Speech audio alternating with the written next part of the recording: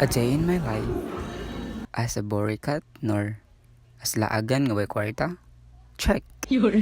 So for today's video mga guys, iba naman ninyo ni Kuya kay mga dudami sa kinamot nga located sa Libertad ni Tao Misamis Oriental. Actually, kaya yun siya nga laag kay wala yun ni siya nakaplano. Muna nakapambalay ko nakavianas ko, Diyos ko tabang. Actually guys, amo yung motor kay naguba dyan siya maong kami na nakaya na lang migbad siya since kiduol ramang gapon ang Libertad duli sa mua. Pero, ug moagi na po mi sa lasang guys, promote ba na to ato ang Conitours Padres and Itaw. So, kani siya nga lasang guys, tsada yun siya nga lasang. Then, pwede mo makasulod dari do, uban ninyo mga uyab, kabit, doon sa panadira. So, kaya feeling gwapo man to, so ato pong video na itong kagalingon guys. So, muna akong kagalingon guys, wala na ihalong chemical.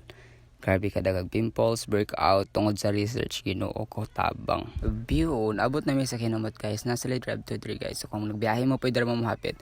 Pero nakahabyanas rako, abi na kong dili tsada ginoo ko. Lagi ko na-expect na inanay jud siya ka tsada guys. Dili siya match akong outfit, kinakapambalera ko, nakag-short, One thing na amaze ko dari sa kinamot guys, kinana sila yung robot guys nga maghatod sa imo hang order. Oh my god. Since kitsada makayang ambience dari, automatic magpa-video to abi pa lang. Then kitagaan na din mi og menu para sa ilang mga pagkaon. Makita ninyo diri guys nga daghan kay klase-klase nga pagkaon o klase-klase pud nga presyo malamang. Pero among gipili katong baratuhon kay abi pa lang dato ta na preview to taka-offer mahalon. So mao to while nagulat mi sa order namo guys, naginom mig tubig kay nagrabi ka init gyud. Init kay diri sa initaw pero carry lang kay aircon ang pwede lang restaurant. And mga pila ka minuto guys, naabot na din ang amuhang gi-order. Thank you so much. Tugdan na to ang kaon.